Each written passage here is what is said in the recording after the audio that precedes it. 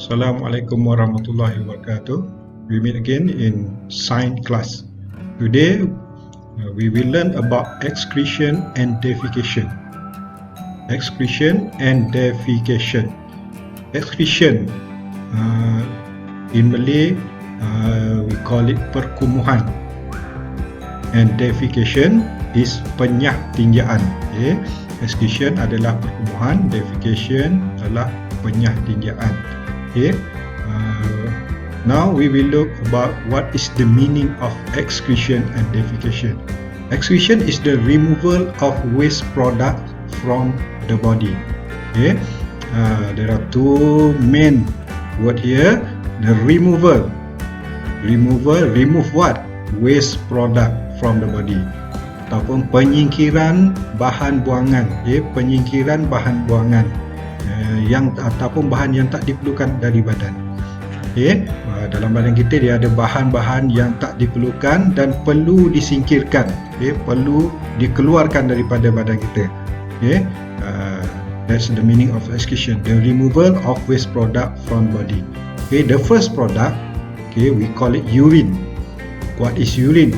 Urine in Malay ataupun kita panggil air kencing. Okay. Awak pergi ke tandas buang air kecil.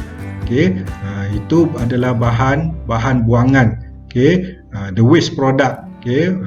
Badan kita tak perlukan, jadi kita kena buang. And number two is sweat ataupun peluh. Okay.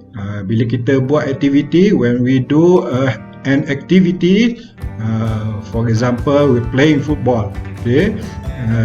Peluh akan keluar. Sweat will come out from our skin. Okay. The third one is carbon dioxide and water vapor. What is carbon dioxide? You have learned for the last lesson. Carbon dioxide is carbon dioxide. Okay. Come out after we exhale. Okay. Lepas kita hembus nafas, carbon dioxide akan keluar. And water vapor. Water vapor is dalam bahasa Melayu dipanggil wap air. Okay. Macam mana kita nak tahu adanya wap air? Awak ambil cermin, awak tiup kat cermin tu, hembus nafas kat cermin, tiup. Nanti awak akan nampak cermin tu akan kelabu. That mean ada water vapor kat situ. Okay. Jadi bila kita exhale, akan keluar carbon dioxide and water vapor. Okay. These three waste product, okay, we need to remove from our body. That is, we call it excretion. Okay. And then the second one is defecation. What is defecation? Penyah tinjaan. Penyah tinjaan is the remove of feces through anus. Okay. Removal of feces through anus. Okay. Iaitu penyingkiran tinja melalui dubur. Okay. Kita buang najis, buang air besar. That feces is najis. Okay.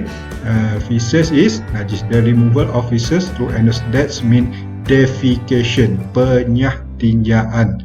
Okay. Tinja is najis. You can refer your textbook page 37. You look at your textbook page 37. Okay. I hope you will understand for today's topic about excretion and defecation. Okay. What I want you to do today is, okay, fill up the table below. Okay.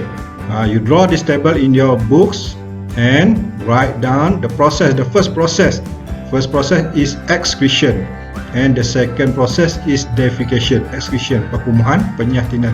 What is the meaning of excretion? Write down what is the meaning. The removal of waste product from the body. Okay. Defecation, the removal of feces, okay, through anus. Okay. And then what are the waste product from excretion and defecation? 3 waste product from excretion. Okay. 1 waste product from defecation. Okay, that's all for today. Thank you very much. Assalamualaikum warahmatullahi wabarakatuh.